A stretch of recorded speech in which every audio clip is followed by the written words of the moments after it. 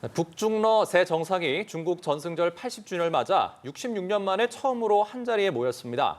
신냉전 시대의 새로운 신호탄이 될 가능성이 있을지 이번 만남의 의미는 무엇인지 짚어보겠습니다. 네, 그리고 김 위원장과 방중길에 동행한 딸 주애는 이날 각국 정상들의 입장 현장에는 모습을 드러내지는 않았는데요. 관련 소식들 김용현 동국대 북한학과 교수와 함께 자세히 짚어보도록 하겠습니다. 교수님 어서 오세요. 어서 오십시오. 안녕하십니까? 예. 중국 열병식이 오늘 오전부터 약 70분간 진행이 됐습니다. 예. 역대 최대 규모였고요. 각종 최신 무기도 등장을 했고 예. 북중러 새 정상이 막루 한가운데에서 이렇게 지켜보는 모습이 포착이 맞습니다. 됐습니다. 예. 오늘 열병식에서 가장 좀 눈길을 끌었던 장면은 어떤 장면 꼽으세요? 지금 말씀하신 딱 그 장면입니다. 이번에 천안문의 막루에 1959년도 이후에 지금 66년 만에 지금 중국과 그다음에 러시아, 북한의 최고 지도자가 함께 서 있는 장면이 재현된 겁니다. 그러니까 1959년도 같은 경우는 이제 마오쩌둥, 그다음에 김일성, 후르시초프 세 지도자였는데 이번에는 지금 이제 시진핑, 김정은, 그다음에 이제 푸틴 이 세 지도자가 한 자리에 서서 그것도 이제 천안함 막루가 갖고 있는 상징성이 워낙 큰데 예. 거기에서 이제 전 세계의 그 사진을 넘어서서 순간 그 정확하게 동영상으로 그야말로 모든 전 세계에 동시에 그것이 전달되는 그런 효과를 노렸다. 이 장면 하나로 김정은 위원장은 방중의 성과에 제가 볼 때는 99%는 얻었다 이렇게 봐야 될 것 같습니다. 예, 열병식이 끝나고 나서는 리셉션이 이제 이어지고 있습니다. 오찬 네네. 성격의 리셉션인데요. 네네. 입장할 때 네네. 시 주석 사이로 북러 정상이 이제 나란히 이제 입장하는 맞습니다. 모습까지 포착이 됐고 네네. 오늘 오찬 성격의 리셉션인데 이 리셉션에서는 좀 어떤 이야기가 좀 오갈까요? 이 부분은 이제 의례적인 이야기들이 우선 오갈 가능성이 높습니다. 그러니까 지금 시 주석이 연출한 이번 열병식에 대한 각국 정상들의 호의적인 평가 이런 표현들이 외교적 수사로서 나올 가능성이 있고 예. 또 시 주석 입장에서는 20여 개국의 정상들의 그 베이징 방문에 대한 감사 그리고 이번 그 열병식에 1시간 10분 정도 사실상 이제 그 이전부터 하면 뭐 2시간 이상 시간들을 아마 소비했을 텐데 그런 그 수고에 대한 감사 뭐 이런 것들이 우선 이야기가 될 것 같고요. 예. 그다음에 이제 이게 리셉션이라고 하는 자리 자체는 굉장히 좀 사실상 좀 자유스러운 분위기가 연출될 수 있기 때문에 그 과정에서 그 양자 간에 많은 대화들이 있을 가능성이 높습니다. 그러니까 지금 보면 이제 시 주석이 주빈이기 때문에 예.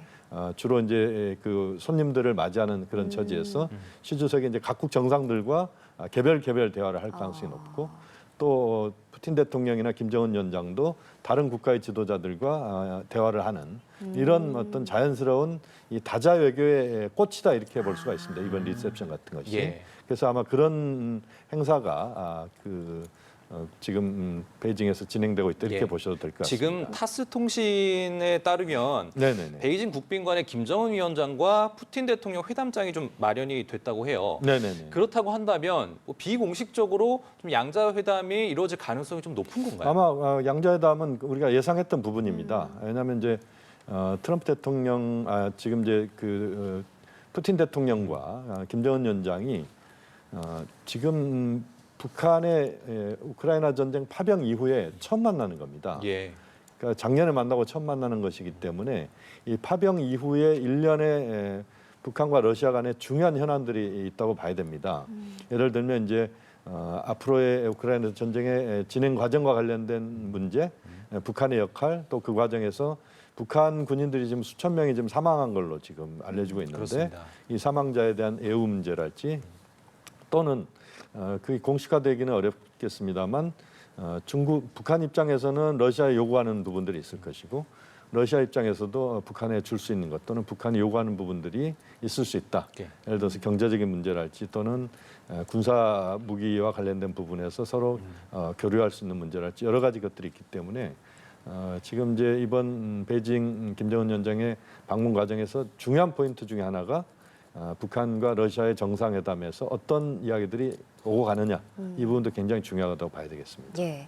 그리고 평양 출발 후부터 계속 얘기가 나왔던 게 과연 딸 주애와 동행할 것인가였는데 동행을 했습니다. 맞습니다. 네. 근데 일단 그 열병식 행사장에는 딸이 없이 입장을 했거든요. 네네. 근데 오후에 있을 행사장에서는 같이 입장을 할 가능성도 있을까요? 그 가능성은 있다고 봅니다. 이제 오전에 열병식 같은 경우는 예. 공식 행사입니다. 그러니까 각국의 수반들만 참석을 했죠. 그러니까 그 배우자들이나 이런 사람들이 또는 가족들이 참석하지는 않았기 때문에 김주애의 불참은 애고된 것이었다, 애정된 것이었다 이렇게 봐야 될 것 같고요. 오히려 김주애의 이제 역할이나 모습은 이런 리셉션이랄지 또는 비공식적인 행사 과정에서 김주애가 이제 등장함으로써 예. 관심이 이제 거기에 많이 쏠릴 부분들이 있습니다. 전 세계 언론의 관심도 있고 그렇죠. 또 중국 내의 언론의 관심도 있고 또 거기에 참석자들의 관심도 있을 수 있는데 역시 이제 김주애가 등장할 가능성은 저는 있다고 보고 그것은 결국 김정은 위원장에게 그동안 이제 굉장히 그 국제사회 부정적 이미지가 김정은 위원장에게 많이 이제 그 씌워져 있지 않습니까? 이런 것들을 좀 불식시키는 그런 또 그 효과를 노리는 차원에서의 김주애가 함께 리셉션이나 또는 기타 앞으로 행사 뭐 오늘 내일 아마 행사가 몇 차례 있겠습니다만 그 행사에 이제 같이 갈 가능성도 있다고 봅니다. 지금 김주애가 김 위원장의 해외 방문에 동행한 거는 지금 사상 처음인 일이잖아요. 맞습니다. 굉장히 좀 어린 나이에 외교 무대를 좀 대비했다 이렇게 볼 수가 있을 것 같은데 예. 전 세계 이제 후계자로 좀 천명을 할 것이다, 네네. 뭐 공표를 할 것이다 이렇게 본다고 한다면 그 동안에는 사실 이 백두혈통의 어떤 후계자로 천명을 할 때는 뭐 이렇게 공식적으로 직함을 준다던가 뭐 여러 가지 뭐 그런 얼굴을 좀 이렇게 알린다던가 하는 과정이라는 게 다 있잖아요. 네네. 이번에는 리설주여서도 포착되지 않았는데 예. 그렇다면 이번에 김주애가 어떤 역할을 특정한 역할을 좀 맡게 될 거라고 보세요? 뭐 그 부분은 이제 후계에 관련된 부분에서는 여러 가지 이야기가 있을 수 있고요. 이번 김주애의 그 베이징 방문을 우리가 그 분석을 해보면 하나는 이제 이런 겁니다. 그러니까 김주애로 특정할 수는 없지만 백두혈통 이른바 그러니까 김일성, 김정일, 김정은 그 다음에 이제 김정은 위원장의 자녀 중에 한 명이 이제 4세대 북한 최고 지도자가 된다. 이것을 국제사회에 야금야금 지금 알리는 과정이다 이렇게 보시면 됩니다. 그러니까 국제사회가 어떻게 보면 좀 당연하다시피 이제는 김정은 위원장 다음으로 또 자식들 중에 누가 되겠네 이런 식의 어떤 인식을 갖게 만드는 그런 효과를 노린 부분이 있다 이렇게 봐야 될 것 같고요. 예. 그러니까 김주애가 지금 12살, 13살입니다. 그렇기 때문에 현재로서는 김주애가 완전히 후계자로 완전히 굳혔다 이렇게까지 이야기하는 것은 조금 앞서간 이야기일 수 있을 것 같고요. 어쨌든 후보군 중에 김주애의 역할과 또는 김주애의 위상이 상당히 좀 도드라지는 그런 모습을 보인 것은 분명하다. 그렇지만 그렇다고 해서 뭐 지금 이 상황에서 김주애를 완전히 후계자로 우리가 아예 딱 낙인 찍고 이렇게 접근하는 것은 아직은 조금 이르지 않나 하는 그런 판단도 합니다. 예, 알겠습니다. 오늘 오전에 있었던 그 열병식 시주석의 연설을 좀 살펴보면 인류는 평화냐 전쟁이냐 선택 상황에 직면해 있다면서 중국은 인류 평화 발전을 위해 나서겠다. 이렇게 말을 했습니다. 또 중국은 강권을 굴하지 않고 폭력에 맞서겠다라고 강조를 했는데 오늘 연설에서는 어떤 점을 좀 어떤 의미를 강조했다라고 보시나요? 하나는 이제 미국의 트럼프 대통령을 상당히 의식한 그런 연설이었다 이렇게 볼 수 있습니다. 그러니까 폭력에 굴하지 않고 강권에 굴하지 않고 폭력에 맞선다. 이런 이야기는 지금 이제 트럼프 대통령의 대외 정책이 상당히 보수적이고 자국 중심적인 그런 입장을 갖고 있는 여기에 대한 이제 반발의 성격으로서 폭력에 굴하지 않겠다 이런 맞서겠다 뭐 이런 이야기를 한 거라고 봐야 될 것 같고요. 그럼 그 트럼프의 정책을 폭력에 빗댄 거예요? 그렇게 볼 수도 있을 것 같습니다. 물론 이제 직접적인 표현을 하지는 않았지만 간접적으로 트럼프 대통령에게 그 간접적으로 잽을 날리는 뭐 이런 모습이었다 이렇게 봐야 될 것 같고요. 어쨌든 그 전쟁이냐 평화냐 하는 이야기도 그렇고 지금 이제 이 연설의 큰 핵심은 시진핑 주석이 전 세계의 어떤 평화와 관련된 내가 가장 중요한 역할을 하고 있다. 앞으로도 그런 역할을 할 것이다. 그리고 나는 이런 다자 외교 무대에서 트럼프 대통령은 지금 다자 외교 무대에서 좀 철수하는 듯한 모양새를 보이고 있는데 그 공백을 시진핑 주석이 메우면서 자신이 어떤 국제적인 그런 주요 인사로 뭐 현재도 주요 인사입니다만 자신을 좀 부각시키는 뭐 이런 차원에서의 그런 연설의 내용이었다 이렇게 볼 수도 있습니다. 그렇군요. 지금 오늘 아침에 열병식에서 또 아까 전에 말씀해 주셨지만 시진핑 주석 오른쪽에 푸틴 대통령이 있었고 네네. 왼쪽에는 김정은 위원장이 자리를 했잖아요. 맞습니다. 1959년 신중국 건국 10주년 기념 열병식이 있었어요. 네, 이때는 그렇습니다. 김일성이 참석을 했는데 네네. 마오쩌둥과는 조금 떨어진 자리에서 막루해서 맞습니다. 지켜봤다고 합니다. 그러니까 오늘 아침에 있었던 열병식과는 조금 다른 모습이잖아요. 그렇습니다. 그럼 이제 북중이 조금 더 가까워졌다 이렇게 볼 수도 있을까요? 뭐 그렇게 볼 수 있는 측면도 있고요. 지금 시진핑 주석 입장에서는 북한의 중요성 이 부분에 대해서 국제사회를 향해서 북한과 중국은 뗄래야 뗄 수 없는 지정학적으로 또 여러 차원에서 관계를 맺고 있는 국가다. 이것을 과시하는 뭐 이런 행보다 이렇게 볼 수도 있습니다. 예. 59년도에 이 천안문 막루에서의 모습을 보면 당시에 김일성 주석이 한 두세 자리 정도 떨어져 있습니다. 그리고 이제 후르초프가 있고요. 예. 이번 같은 경우 보면 이제 시 주석의 왼쪽에 지금 이제 김정은, 오른쪽에 그 푸틴 이렇지만 바라보는 입장에서 보면 사실상 시 주석의 오른쪽에 김정은 위원장이 그렇네요. 양복을 입은 채로 존재하는 예. 그런 모습을 사실 보여줬거든요. 예. 그렇게 보면 김정은 위원장 북한에 대한 중국의 어떤 그 중국 지도부가 북한에 대해서 갖는 여러 가지 어떤 입장 이런 것들이 반영된 것이다. 또 김정은 위원장 입장에서 보면 내가 시진핑, 푸틴과 동격의 지도자다. 예. 이런 것을 또 보여줌으로써 자신의 존재감을 또 부각시키는 예. 뭐 이런 차원. 그다음에 푸틴 대통령 입장에서도 중국, 북한의 최고 지도자와 내가 함께 그 국제 정세를 논한다. 이런 이미지를 보여주는 뭐 이런 아주 다양한 의미의 사진과 동영상이었다 이렇게 예. 보셔도 됩니다. 그러니까 열병식 지켜보면서 네네. 시 주석과 김정은 위원장이 대화를 나누면서 웃는 이런 장면도 좀 포착이 됐어요. 맞습니다. 그렇다면 이런 장면을 보여주는 것만으로도 이번 방중의 성과다 이렇게 생각을 했을까요? 그렇죠. 지금 이제 가장 친한 사람들끼리 보통 이제 이런 공식 의전 행사에서 보면 친한 사람들끼리 귓속말도 하고 맞습니다. 예. 또 대화를 하면서 서로 이제 파한대소를 하기도 하고 또 의도적으로 그런 걸 또 연출하기도 합니다. 왜냐하면 이제 최고 지도자들의 친밀함, 그다음에 아주 가까운 사이 이것을 부각시키고 싶어하는 게 이제 지도자들의 생리거든요. 예. 그런데 보면 이제 이번에 그 천안 막루에서 상황을 보면 김정은 위원장과 시진핑 주석이 이제 귓속말을 하는 그러면서 이제 또 서로 웃는 모습도 예. 보이고 굉장히 자연스러운 것들을 보여줌으로써 시 주석과 김정은 위원장, 김정은 위원장과 시 주석이 매우 친밀하다 이것을 좀 보여주면서 사실상 이것은 또 한편으로 보면 트럼프 대통령을 향해서 보여주는 측면도 있다. 예. 오히려 김정은 위원장 입장에서는 시 주석과의 아주 친밀함 이런 것들을 보여주면서 내가 이렇게 시 주석 그 푸틴 대통령과 이렇게 친하게 지내고 있는데 당신은 왜 나를 지금 부르지 않느냐? 그 대화를 하자고 했으면 대화를 해야 되는 것 아니냐? 뭐 이런 식의 약간 시위성 그런 행보다 이렇게 볼 수도 있겠습니다. 예.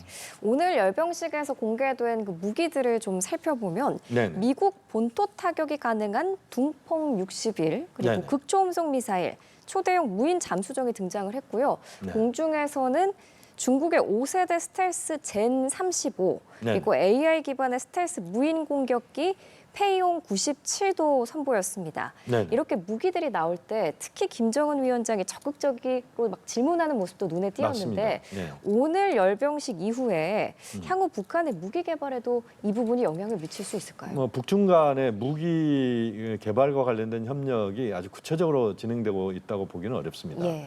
오히려 이제 북러 간에 러시아의 고급 군사 기술이 지금 북한에 들어가서 북한의 지금 그 첨단 무기 체계에 많은 그 영향을 주고 있다 이렇게 볼 수 있습니다. 아마 이제 김정은 위원장이 그런 그 특별한 무기 체계에 대한 관심을 가진 것은 예. 사실상 이제 중국의 무기 체계에 대한 궁금증, 관심, 또 자신 입장에서도 이런 스텔스 전투기랄지 또는 둥펑 61 같은 경우는 이번에 이제 처음 선보인 건데 이게 이제 그 ICBM 중에서도 이제 최신형 ICBM으로 볼 수 있습니다. 예.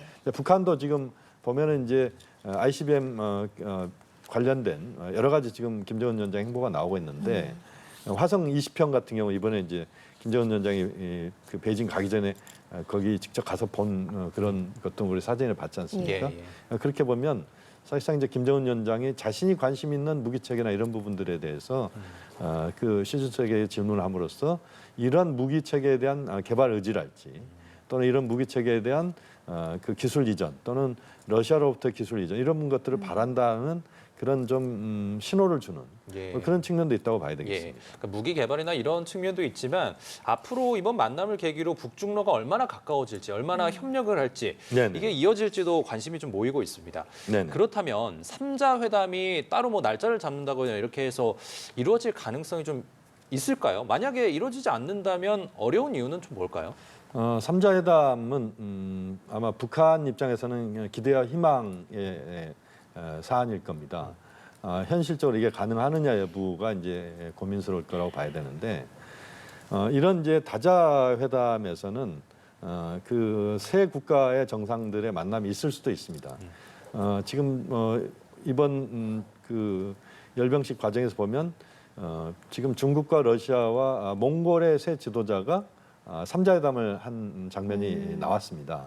이런 식으로 할 가능성이 있는데 지금 이제 중국 입장에서는 이런 3자 회동의 모습이 한편으로는 좀 필요한 부분도 있고 또 한편으로는 이 3자 회담이 중국에게는 불편할 수도 있습니다. 아, 그렇습니다. 왜냐하면 이제 한미일 대 북중러의 대결 구도로 이게 딱 고착되는 모습을 보이는 것은 중국으로서는 그렇게 바람직하다고 보지는 않을 겁니다. 왜냐하면 중국은 이제 전 세계의 지도 국가고 그렇게 보면 이제 이 북중러에 갇혀 있다고 보면 중국으로서는 이제 부담스러운 부분들이 있을 수 있기 때문에 아마 이제 이 세 정상 간의 뭐 간담회랄지 또는 뭐 가벼운 그런 대화의 시간들이 있을 수도 있겠고 뭐 나아가서는 뭐 3자 회담도 가능성은 열려 있습니다만 현실적으로 이 부분은 좀 반반인 것 같습니다. 예, 알겠습니다. 김 위원장이 이번에 다자 외교 무대에 처음으로 데뷔를 한 거잖아요. 맞습니다. 이번 전승절에 26개 국가가 참석을 했는데 네네. 지금까지는 뭐 중국이랑 러시아 빼고는 다른 나라랑 교류가 거의 없어 왔는데 네네. 오늘을 계기로 좀 다른 나라들과 정상들과 교류할 계기, 뭐 네. 만남을 이어갈 이런 일들이 좀 저는 이루어질까요? 그 가능성은 있다고 봅니다. 이제 저는 이번에 김정은 위원장의 이제 그 옷차림을 제가 유심히 봤는데 보통 과거에 보면 이제 인민복이라고 그래가지고 중국에서 이제 그걸 중산복이라고 이야기하는데 이번에 이제 시주석 입고 온 복장입니다. 그런 복장을 입지 않고 김정은 위원장은 아주 세련된 양복에다가 넥타이까지 메고 나타났습니다. 이 이야기는 뭐냐면 본인이 이 정상적인 국가의 지도자, 난 특별한 그 폐쇄적인 국가의 지도자가 아니다. 이것을 좀 보여주는 거거든요. 결국 이번 다자 무대에서 보면 지금 이제 이번 열병식에 참석한 국가들 중에서 지금 베트남 주석도 왔고요. 그다음에 캄보디아 국왕도 왔고, 그다음에 이란의 그 최고 지도자 중에 한 명도 왔습니다. 대체로 이들 국가들은 과거에 북한과 가까웠거나 또는 비동맹 외교를 같이 했던 국가들입니다. 또 지난번에 그 김정은 위원장이 그 베트남을 방문한 적이 있지 않습니까? 그때 이제 트럼프 대통령과 회담을 위해서 방문한 적도 있고 그렇게 보면 김정은 위원장도 자신이 그 골라서 또는 자신과 또는 북한과 긴밀한 과거의 관계를 맺어왔거나 현재 가까운 국가들의 지도자들과는 회담을 할 가능성은 저는 충분히 있다고 봅니다. 그렇군요. 한편 우리나라에서도 우원식 국회의장이 전승절에 참석을 했고 네네. 김정은 위원장과 만날지 여부가 좀 주목이 됐습니다. 네네네. 행사 내에서는 열병식 행사 내에서는 좀 접촉이 쉽지 않았던 걸로 보이고요. 맞습니다. 다만 이제 아까 말씀드렸던 오찬 성격의 리셉션이 열리고 네. 이어서 늦은 오후에는 뭐 만찬도 이뤄질 것이다 이렇게 지금 점쳐지고 있는데 그렇다면 좀 가벼운 자리에서는 우원식 국회의장과 김정은이 만날 가능성은 어떻게 예상하세요? 그걸 이제 만난다고 이야기하기보다는 뭐 스킨십의 가능성, 그러니까 뭐 스쳐 지나가면서 이제 인사를 나누거나 가벼운 뭐 그 대화가 이루어질 가능성은 있다고 봅니다. 그러니까 이제 그 리셉션이나 또는 저녁 만찬이 만약 이루어진다면 거기에 이제 우원식 의장이 참석하는 경우, 김정은 위원장도 거기에 참석한다면 뭐 그런 가벼운 이야기나 이런 것들도 가능성은 있다.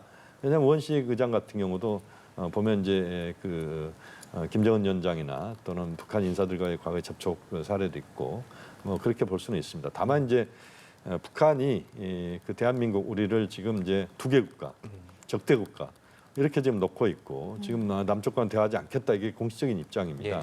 그렇기 때문에 우원식 의장과의 어떤 대화를 북한이 적극적으로 할 가능성은 저는 높지는 않다고 봅니다. 그래서 또 우리 입장에서도 김정은 위원장과의 대화에 대한 의지는 우리가 갖고 있습니다만 실제 그런 만남이 성사될지 여부는 현재로서는 좀 조심스럽다 이렇게 봐야 되겠습니다. 예. 그리고 아직은 좀 더 지켜봐야겠지만 지금까지 확인된 바로는 수행단에 네네. 군부 인사가 보이지 않습니다. 북한 쪽 군부 인사가 예, 보이죠. 열병식이 이게 기본적으로 군사 행사라는 점에서 고위장성이 보이지 않는 점이 좀 이례적이다라는 평가가 나오는데 특별한 이유가 있을까요? 맞습니다. 이제 과거에 보면 중국군의 이제 그 당시에 그 항일전 70돌 행사일 때도 예. 중국이 열병식을 대대적으로 했었습니다. 그때 보면 이제 북한 쪽에 군부 인사들이 참여를 하는 그런 모습을 보였는데 이번에 빠진 것은 아마 유엔 제재를 북한 쪽에서 알고 안 간 게라기보다는 예. 북한 쪽은 가고 싶어 했을 겁니다. 그 군부 인사들을 데리고 가고 싶어 했을 텐데 중국이 아마 좀 부정적으로 그걸 막았을 것이다. 예, 왜냐하면 중국은 어쨌든 지금 유엔 안보리 상임이사국이고 예. 또 지금 상황에서 유엔 제재를 가하고 있는 나라 중에 하나입니다. 공식적으로는. 그렇기 때문에 중국이 앞장서서 그것을 허무는 그런 모습은 또 중국이 미국으로부터 또 여러 가지 빌미를 줄 수도 있다 이렇게 볼 수도 있기 때문에 중국 입장에서도 좀 그렇죠. 부담스럽겠네요. 중국에서는 부담스러운 거죠. 그래서 이번에 보면 아직까지 이제 확인된 인사들 중에 보면 조용원 비서가 유엔 제재 대상입니다. 그런데 조용원 비서는 지금 그 중국 쪽에 지금 같이 간 걸로 알려져 있습니다. 그래서 실제 얼굴도 보였고요. 그런데 이제 조용원 비서는 이제 군인이라기보다는 군 쪽에서 어떤 정치적인 역할을 과거에 했던 인물이기 때문에 사실상 이제 군부 인사는 현재까지는 잘 안 보인다 이렇게 봐야 되겠습니다.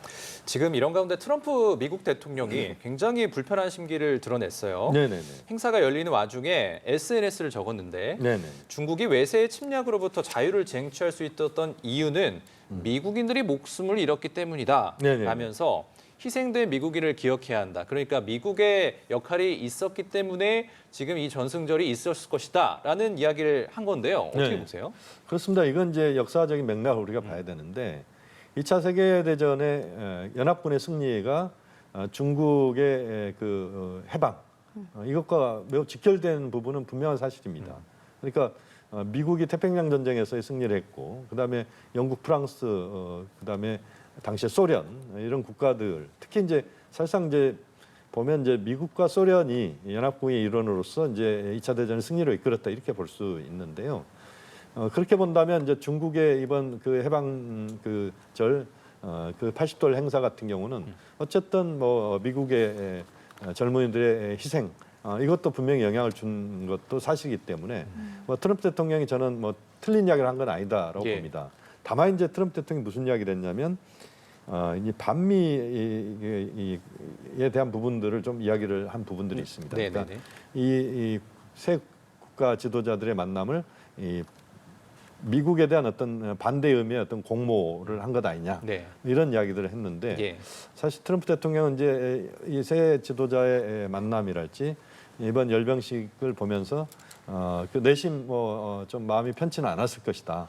왜냐하면 지금 미국 입장에서는 중국과의 협력도 있지만 이제 중국과의 갈등도 심각한 것이고 또 북미 간에도 역시 지금 뭐 제대로 지금 풀리지 않고 있고 그렇죠. 그다음에 미국과 러시아 간에는 더욱더 지금 우크라이나 전쟁 종전 또는 휴전과 관련돼서 사실 이제 푸틴 대통령과 트럼프 대통령이 알래스카에서 만났죠. 예. 그때는 이제 뭔가 될 듯했지만 사실 현재까지 진전된 건 없고 오히려 지금 우크라이나 전쟁은 또 오히려 격화되는 부분들이 맞습니다. 있습니다. 이 부분에서 트럼프 대통령이 굉장히 좀 불편한데 그런 와중에 이제 새 지도자가 이렇게 또 만나서 버젓이 미국이 봤을 때는 반미의 어떤 연대 이런 식의 모습으로 그렇게 비춰지죠. 보이죠. 예. 여기에 대한 트럼프 대통령의 어떤 속내는 반미 모의를 넘어서서 너무 기분 나쁜 그런 것으로 인식될 수도 있겠습니다. 트럼프 대통령 입장으로서는 상당히 불편한 만남일 것 같은데 네네. 오늘 이렇게 중국과 러시아의 밀착이 향후 네. 우크라이나와의 협상에서는 어떤 영향을 미칠까요? 그렇습니다. 이게 그동안 보면 우크라이나 전쟁에 러시아 편을 두 나라를 큰 나라를 든다면 하나는 이제 그 중국이었고요. 그보다 작은 규모지만 실제 우크라이나 전쟁에 군사력을 파견한 북한이었습니다. 북한 두 나라, 네. 중국과 북한이 이제 중요한 어떤 우방국 역할을 해왔다 이렇게 봐야 됩니다. 중국은 대놓고 하지는 못했죠. 왜냐하면 유엔의 안보리 상임이사국이고 우크라이나 전쟁에 대해서 반대하는 그런 입장을 공식적으로 표명을 했기 때문에 예. 그렇지만 어쨌든 중국과 러시아가 이렇게 밀착하는 그런 모습들은 몇 달 전에도 이제 중러의 최고 지도자의 만남이 있었습니다만 계속 이런 모습을 보이는 것은 미국으로서는 굉장히 불편한 겁니다. 예. 왜냐하면 러시아의 어떤 전쟁의 현재 진행 상황은 종전까지 가자라는 게 러시아 쪽 평화 협정으로 가자는 게 러시아 쪽 입장이지만 그러나 미국의 의도대로는 끌려가지 않겠다. 이게 또 러시아의 입장이거든요. 맞습니다. 거기에 대해서 중국이 공식적이지는 않지만 비공식적으로 지금 손을 들어주고 있는 뭐 그런 모습이고 예. 북한은 뭐 거기에 아예 대놓고 지금 그 군인들을 그 무장 군인들을 파견하고 있는 상황이고 그렇게 보면 사실상 이제 그 앞으로 우크라이나 전쟁 이 과정에서 미국으로서는 상당히 좀 불편한 그런 만남이 지금 이번에도 예. 이루어졌다 이렇게 봐야 되겠습니다. 이번에 이제 김정은 위원장이 방중을 한 게 네네. 미국을 좀 압박하고자 하는 뒷배로 중국을 좀 활용하겠다 이런 의도도 좀 전해졌어요. 네. 우크라이나 전쟁에 이제 북한이 참전을 했으니까 네네. 러시아와의 관계가 좀 가까워졌단 말이죠. 네. 그렇다면 북중 관계도 이에 이어서 좀 개선이 된다라고 봤을 때 네. 앞으로 미국과 북한이 좀 협상할 가능성은 어떻게 보세요? 저는 이제 이걸 이렇게 봅니다. 이제 지금 이제 북러는 밀착 관계, 특수 관계에 가 있고 북중 관계도 나빠진 게 아니고 그동안 이제 북러 관계 도드라져서 이제 그런 것이고요. 북중 관계는 현재 잘 유지가 되어 왔습니다. 그렇지만 이번 이제 그 열병식을 계기로 북중 관계는 더욱더 돈독해지는 뭐 이런 모습입니다. 그렇게 되면 북한 입장에서는 중국, 러시아와 우리가 긴밀하게 가고 있다. 그런 상황에서 트럼프 대통령에 대해서 왜 북미 관계 개선에 대해서 나서지 않느냐. 뭐 이런 부분들을 굉장히 지금 압박하고 시위하는 뭐 이런 모습으로 읽힐 수 있거든요. 그렇게 보면 저는 오히려 이러한 모습이 지금 이제 김정은 위원장 입장에서는 한편으로는 시진핑과 푸틴을 활용하고 또 한편으로는 그것을 계기로 해서 또 트럼프 대통령을 끌어내는 어떤 그런 도구로 활용한다 이런 생각을 할 수도 있습니다. 그래서 사실상 이제 북미 협상에는 오히려 저는 이게 부정적인 영향보다는 긍정적으로 작용할 가능성이 저는 좀 더 높다. 뭐 그렇게 보고 있습니다. 예, 알겠습니다. 북중러 새 정상이 오늘 중국 전승절 열병식에서 나란히 모습을 드러냈습니다. 관련 내용 김용현 동국대 북한학과 교수와 얘기 나눠봤습니다. 말씀 잘 들었습니다. 고맙습니다.